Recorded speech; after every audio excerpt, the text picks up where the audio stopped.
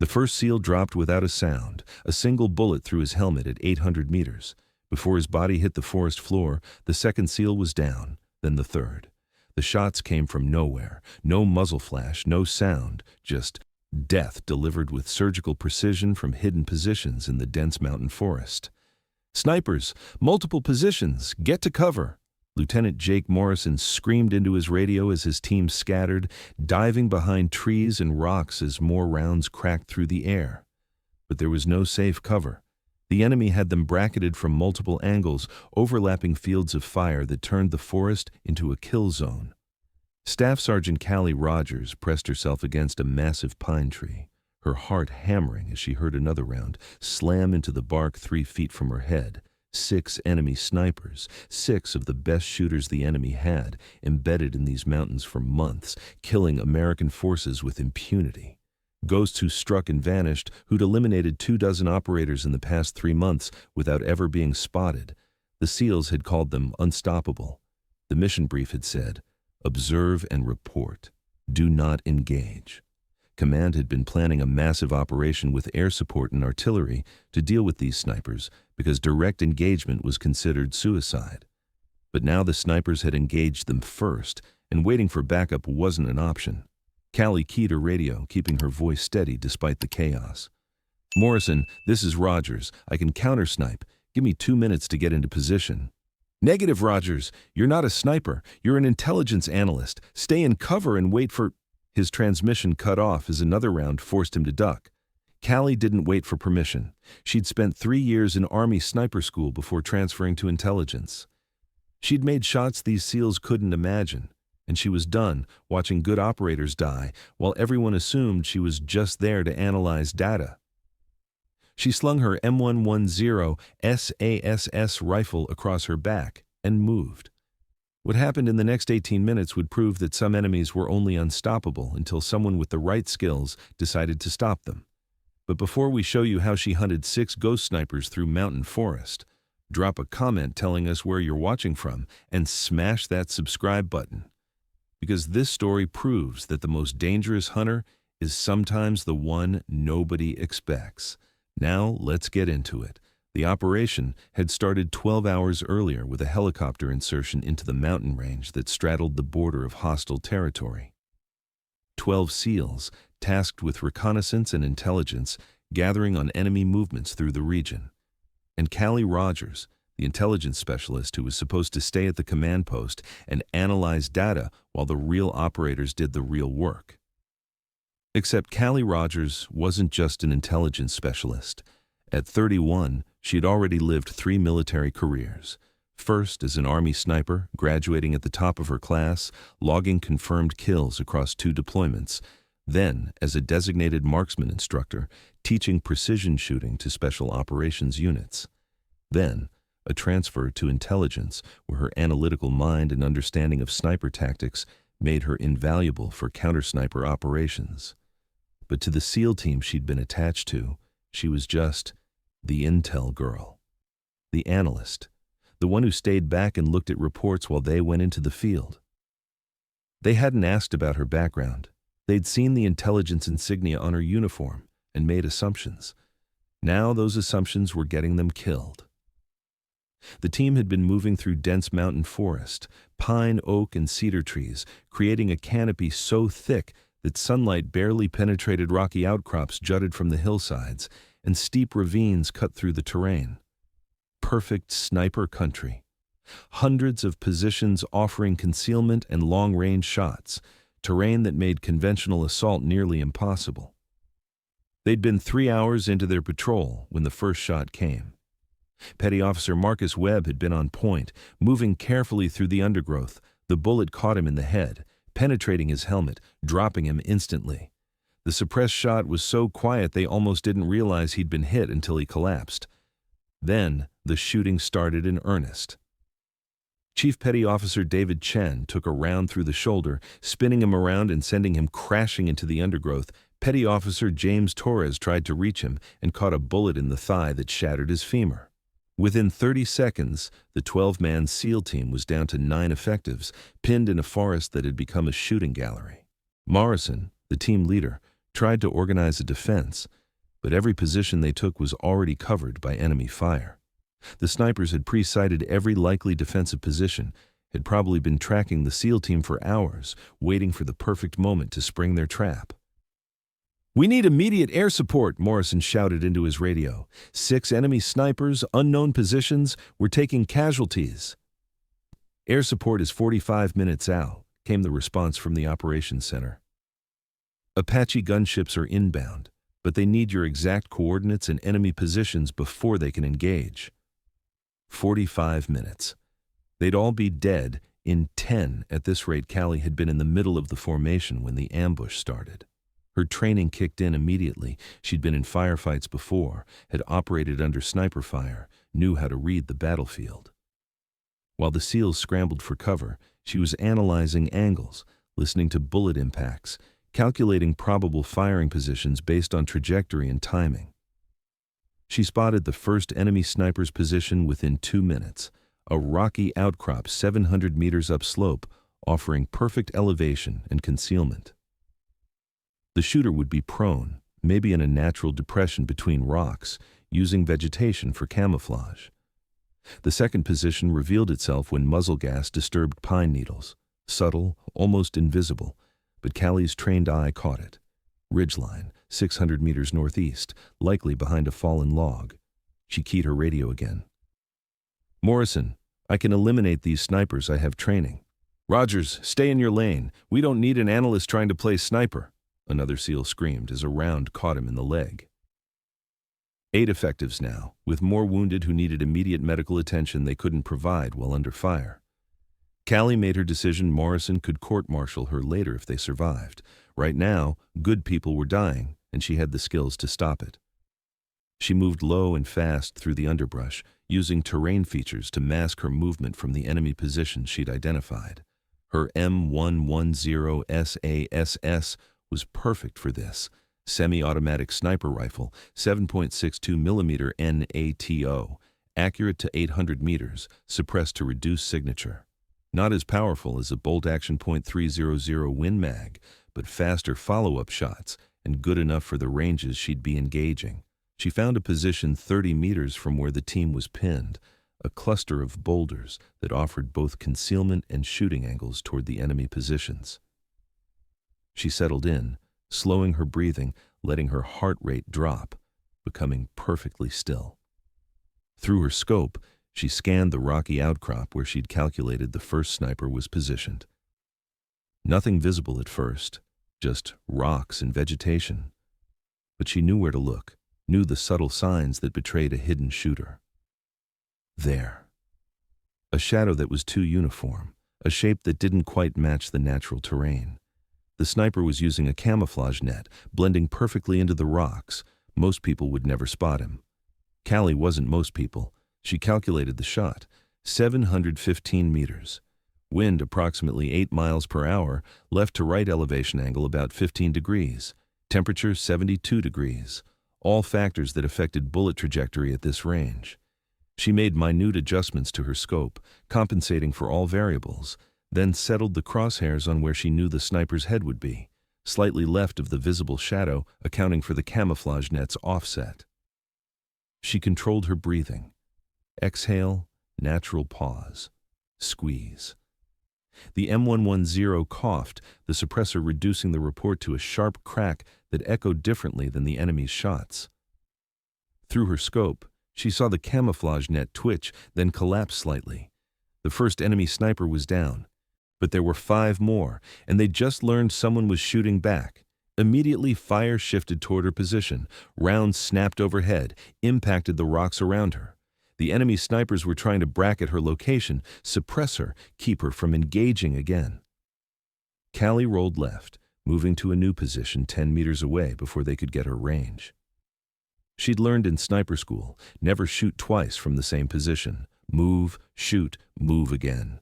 From her new position, she scanned for the second sniper, the one on the ridgeline behind the fallen log. He'd adjusted position after seeing his partner go down, was now more alert, more careful, but he'd made a mistake. He'd shifted to get a better angle on Callie's original position, and in doing so, He'd exposed the top of his ghillie suit above the log. Just a few inches, barely visible, but enough. Shot 2, 625 meters. Different wind conditions because of the ridgeline had to account for deflection around the terrain feature. Callie made the calculations in seconds, took the shot. The ghillie suit jerked. The second enemy sniper was eliminated. 4 left. The remaining enemy snipers were getting smart. They'd stopped shooting, gone completely silent, trying to blend into the forest and wait for Callie to expose herself looking for them. But silence worked both ways. While they were silent, Callie was moving. She relocated 40 meters downslope, finding a position in thick undergrowth that offered limited visibility but excellent concealment. From here, she couldn't see much of the battlefield. She could watch the approaches to where the enemy snipers would have to move if they wanted better angles on the SEAL team. And she waited. Patience was a sniper's greatest weapon. 5 minutes passed. 10. The SEALs were using the lull to treat their wounded, consolidate positions. Morrison kept trying to raise her on the radio, demanding to know what she was doing. She ignored him, focused on her sector, watching for any sign of movement. There, a flash of brown fabric moving between trees, 400 meters out. One of the enemy snipers was relocating, trying to get a flanking position on the SEALs. Callie tracked him through her scope, waiting for him to pause to present a clear shot. He was good. Moved in short bursts, used cover well, never stayed exposed for more than a second. But he made one mistake. He paused behind a tree to scan with his binoculars, and for just a moment, his shoulder and part of his head were visible past the trunk. It was enough. Shot 3. 430 meters, straightforward shot, minimal wind, good visibility. The enemy sniper collapsed behind the tree. 3 down, 3 to go. But now the remaining enemy snipers knew they were being hunted, and they were adapting. Callie saw the muzzle flash before she heard the shot, one of the remaining snipers firing at her position from an angle she hadn't expected. The round impacted 6 inches from her head, showering her with bark and splinters. She rolled hard, right as 2 more shots hit where she'd been. They'd triangulated her position, were trying to bracket her with coordinated fire. Time to move. She low-crawled 15 meters through undergrowth that tore at her uniform, then pushed upslope another 20 meters, breathing hard, weapon clutch tight. When she reached a new position, a small depression behind a fallen tree, she was 50 meters from where the enemy thought she was. Through her scope, she scanned the area where those shots had originated. 2 snipers working together, coordinating their fire. Smart tactics harder to counter. She spotted one of them first, positioned in a tree stand 20 feet up in a massive oak, using the elevation for better visibility and range. Brilliant position, almost impossible to assault conventionally, but also exposed from certain angles. Callie had that angle. Shot 4, 520 meters, upward angle, compensating for the height in the tree branches that partially obscured the target. The round punched through the wooden platform the sniper was lying on, traveled through his body, and he tumbled from the tree. Immediately, the 5th sniper fired at her muzzle flash. Callie was already moving, but the round caught the stock of her M110, splintering the wood and sending the rifle spinning from her hands. She grabbed it, checked the damage. The weapon was still functional, but the stock was cracked, could break completely if she wasn't careful. She'd have to manage the recoil differently now. 2 enemy snipers left, and they knew where she was. For the next 3 minutes, it was a deadly game of cat and mouse. The enemy snipers would fire, trying to pin her down.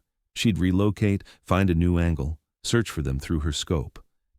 They were good, among the best she'd ever faced. They moved like ghosts, used every bit of cover, coordinated their movements to cover each other. But Callie had one advantage they didn't know about. She'd been tracking their pattern, learning how they thought, predicting their next moves based on terrain and tactical logic. When the 5th sniper relocated to what he thought was a perfect flanking position, Callie was already set up, waiting for him. He appeared in her scope, moving between 2 boulders, confident he was unseen.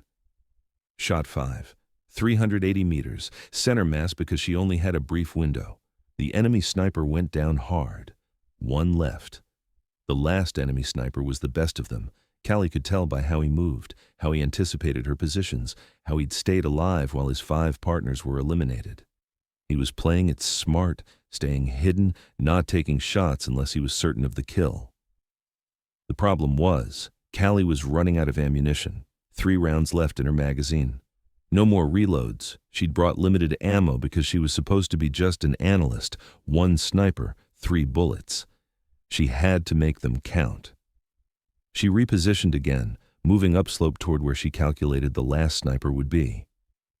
The terrain narrowed here, rocky cliffs on one side, steep drop on the other, limited positions available. He'd have to be in one of 3 locations. She checked the first, empty. The second, nothing. That left the third position, a natural rock formation that created a perfect hide site with commanding views of the valley. If she were the enemy sniper, that's where she'd be. She approached from below, using dead ground to mask her movement, making herself as small as possible. When she finally had an angle on the position, she settled in, controlled her breathing, and scanned through her scope. At first, nothing. Then, there. The tiniest flicker of movement. The enemy sniper was there, camouflaged so well he was almost invisible, but the slight shift as he adjusted position had given him away. The problem? She couldn't see enough of him to take a clean shot, just a few inches of what might be his shoulder, partially obscured by rock and vegetation, a low percentage shot at best. But it was the only shot she had. Callie calculated everything. 290 meters, minimal wind. The real challenge was the target. If she was wrong about what she was seeing, she'd waste a round and give away her position. If she was right but hit rock instead of target, same result.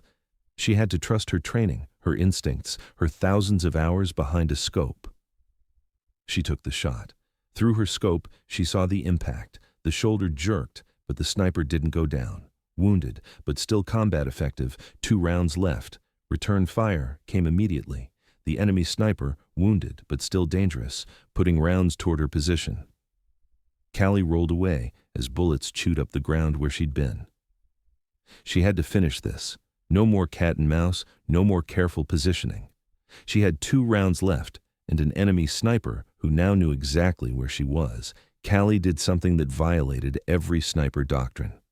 She charged. She broke cover and ran uphill toward the enemy position, weapon ready, using trees for concealment, but moving aggressively. The enemy sniper fired, missed, fired again. The round passed so close she felt the pressure wave. She dove behind a boulder 20 meters from his position, breathing hard, adrenaline screaming through her system, 1 round left in her magazine. She could hear him moving in his hide site, probably trying to relocate, knowing she was too close for him to have the advantage anymore. Callie stood up, brought a rifle to her shoulder, and scanned the position through her scope. There, the enemy sniper was climbing out of his hide, trying to get to better ground, his wounded shoulder slowing him down.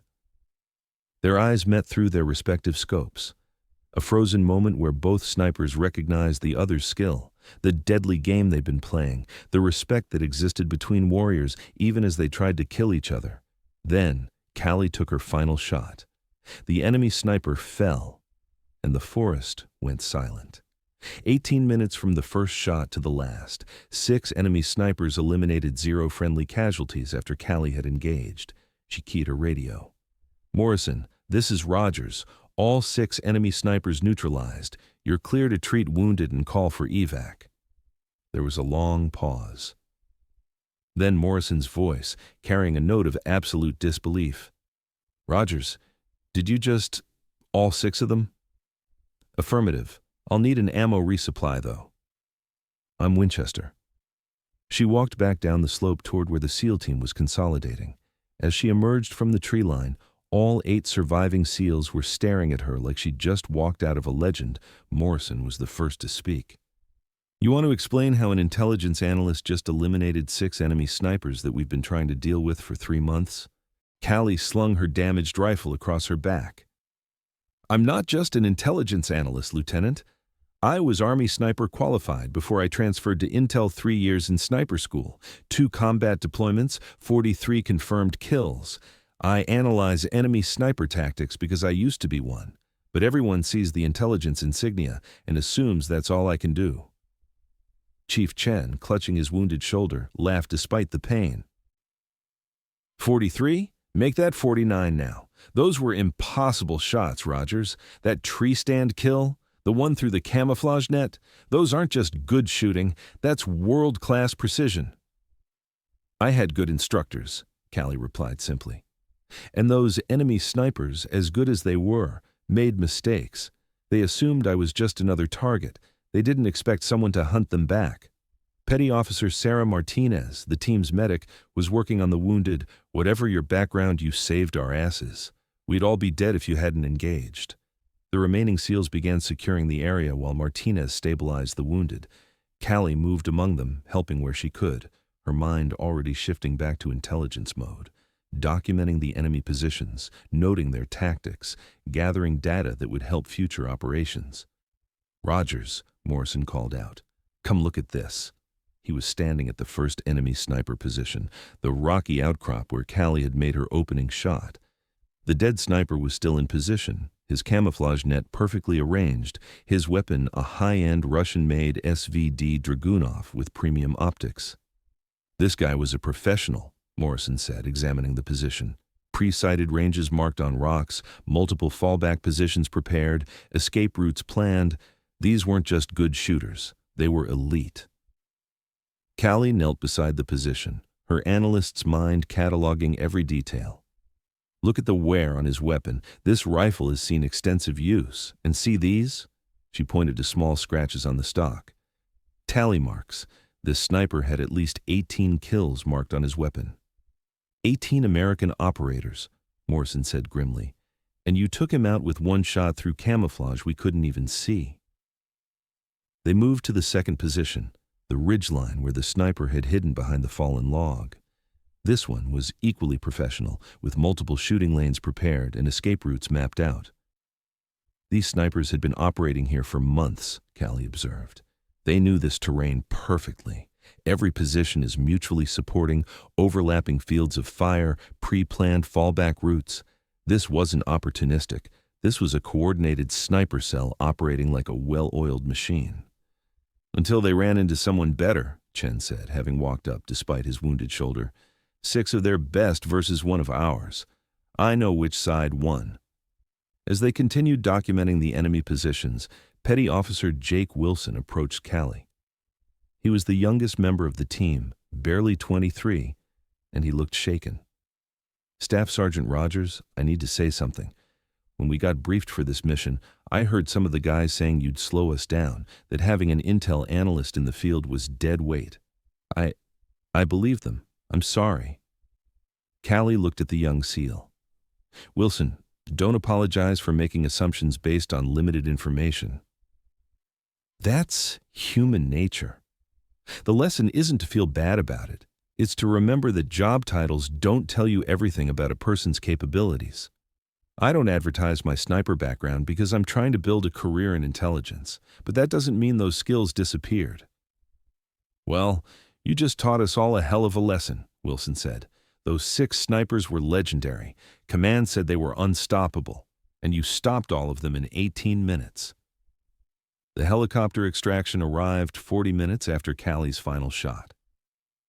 As the CH-47 Chinook descended into a clearing, the crew chief's eyes widened at the number of wounded being loaded aboard.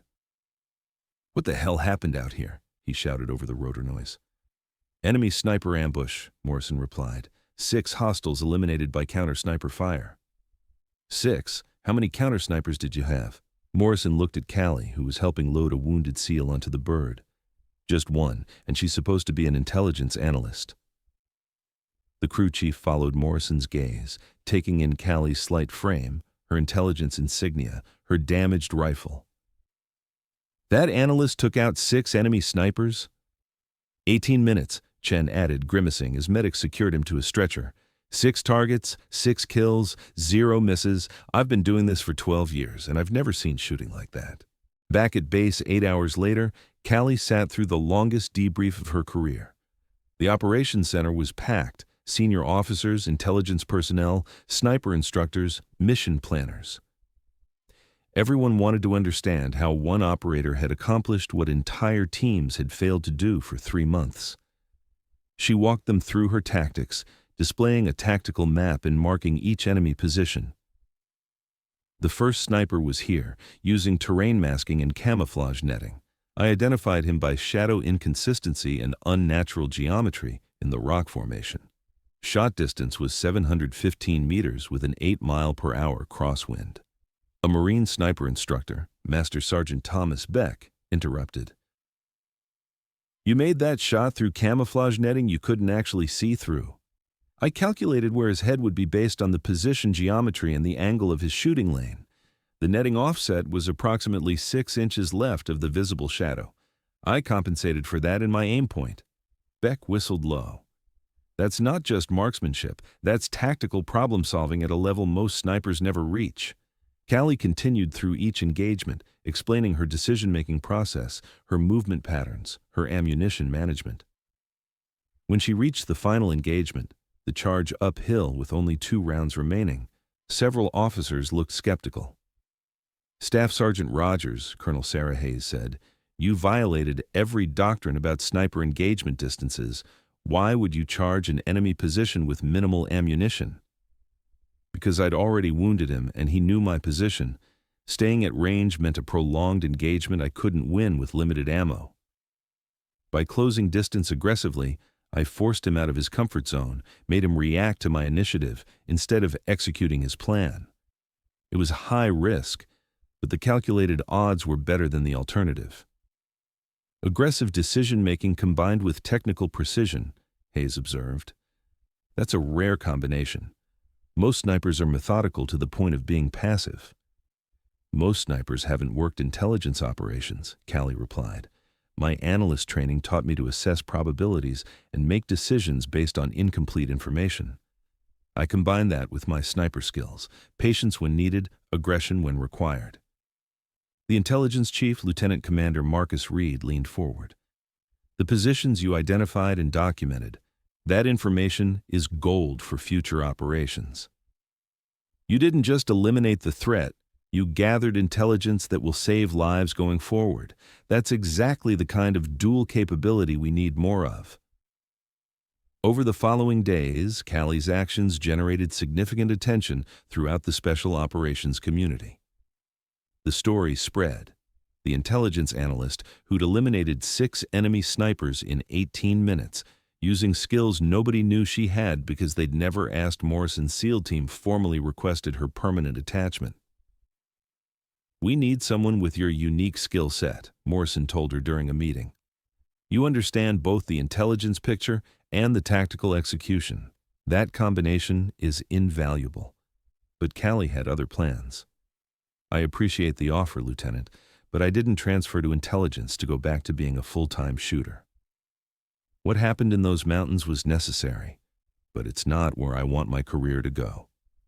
So what do you want?" "I want to do exactly what I did out there. Combine intelligence analysis with tactical capability. I want to identify enemy sniper threats before they can engage our forces, and when necessary, I want the authority to eliminate those threats directly." That conversation led to a new position being created. Counter-sniper operations specialist Callie would analyze enemy sniper patterns, identify high-value targets, plan counter-sniper operations, and when required, execute those operations personally. She'd hunt snipers with intelligence 90% of the time, and with a rifle the other 10%. The perfect combination of her 2 skill sets. The promotion came 3 weeks later. Sergeant First Class Callie Rogers, assigned to Joint Special Operations Command's Counter-Sniper Operations Division. Her first tasking: analyze enemy sniper activity across the entire operational theater and develop strategies to neutralize the threat.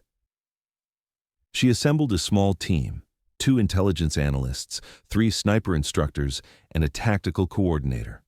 Together, they began mapping enemy sniper activity, identifying patterns that individual units couldn't see because they only had pieces of the puzzle. Within 2 months, Callie's team had identified 3 more enemy sniper cells operating in different regions.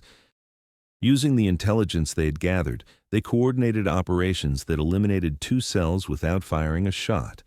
Precision artillery strikes based on Callie's analysis of sniper positions and movement patterns. The 3rd cell required direct engagement. Callie led a 4-person team into the field, using her understanding of sniper tactics to predict where the enemy would position themselves. They caught the 3-man enemy team during a position change, eliminating all 3 with coordinated fire before the enemy could react. Her methods became doctrine intelligence-driven counter-sniper operations, combining analytical pattern recognition with tactical execution. Other units began adopting her approach, creating their own hybrid intelligence combat teams. But she'd always remember those 18 minutes in the mountain forest. The 6 enemy snipers who'd thought they were untouchable. The SEALs who'd assumed she was just an analyst. The moment when skills she'd developed years ago proved they never really disappeared. They just waited for the right moment to matter again. The SEAL team kept her damaged rifle as a memorial, mounted in their team room with a plaque. SSG Callie Rogers, 6 targets, 18 minutes, 0 margin for error. The analyst who hunted ghosts. And in the mountains where those snipers had operated for months, American forces moved freely, no longer afraid of invisible death from unknown positions. The threat had been neutralized not by artillery or airstrikes or massive operations, by one woman with a rifle, 18 minutes, and the skills everyone had assumed she didn't have because they'd only looked at her job title instead of her complete capabilities. Morrison visited her office 6 months after the mountain operation. "I wanted to give you an update," he said. "We've run 17 patrols through that sector since you cleared those snipers. 0 casualties, 0 contact. You didn't just eliminate 6 enemies, you opened up an entire operational area that had been denied to us for months." "That's the power of removing a strategic threat," Callie replied, pointing to the intelligence map on her wall that showed enemy sniper activity across the region. Those 6 weren't just shooters. They were a psychological weapon. Every patrol knew they were out there, operated with that fear. Eliminating them removed both the physical threat and the psychological one. "Speaking of which," Morrison continued, "I brought you something." He handed her a small wooden box. Inside was the scope from the first enemy sniper she'd killed, the one with the camouflage net. "We recovered it from his position. Thought you might want it as a reminder." Callie examined the scope, high-quality optics, extensively modified, well-maintained. This had belonged to a professional who'd taken his craft seriously.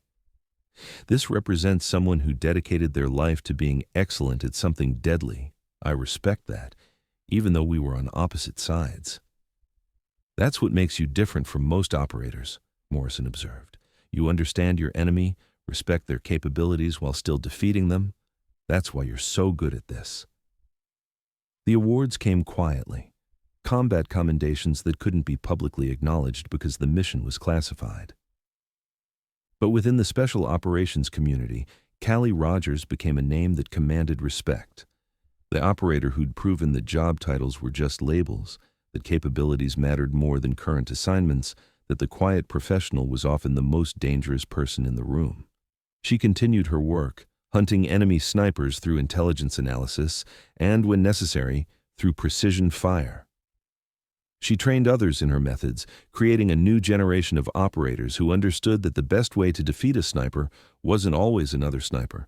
Sometimes it was an analyst who thought like a sniper and shot like one too. And she never forgot the lesson those 18 minutes had taught her. Excellence in one area didn't disappear when you moved to another. Skills stacked, capabilities compounded, and the most valuable operators were those who could apply multiple skill sets to the same problem. The mountains still stood silent, their forests no longer hiding death in camouflaged positions. The enemy had learned that American forces had operators who could hunt ghosts, who could see the invisible, who could stop the unstoppable. They'd learned it from 6 eliminated snipers and 1 intelligence analyst who'd proven that sometimes the most dangerous weapon wasn't the rifle. It was the mind behind it, trained in both analysis and action, capable of both patience and precision. Sergeant First Class Callie Rogers had been underestimated because of assumptions about what intelligence analysts could do. She'd corrected those assumptions with 18 minutes of perfect shooting and a career built on proving that capability had no job description. The SEALs who'd worked with her never made assumptions about anyone's capabilities again. The enemy snipers who'd thought themselves untouchable learned their mistake too late. And Callie continued her work, quiet and professional, the analyst who hunted with both intelligence and rifles, the warrior who proved that excellence in multiple domains created capabilities that transcended any single job title. 6 snipers. 18 minutes. One operator who refused to be defined by anyone's expectations except her own. The forest remembered. The SEALs remembered. And every enemy sniper who heard the story learned to fear the operators they couldn't see, the analysts who might be more than they appeared, the quiet professionals who carried skills that waited, patient and deadly, for the moment they were needed most. Unstoppable was just a word. Callie Rogers had proven it could be stopped, with precision, intelligence, and 18 minutes of perfect execution when it mattered most. If this story moved you, don't forget to subscribe for more inspiring tales of courage.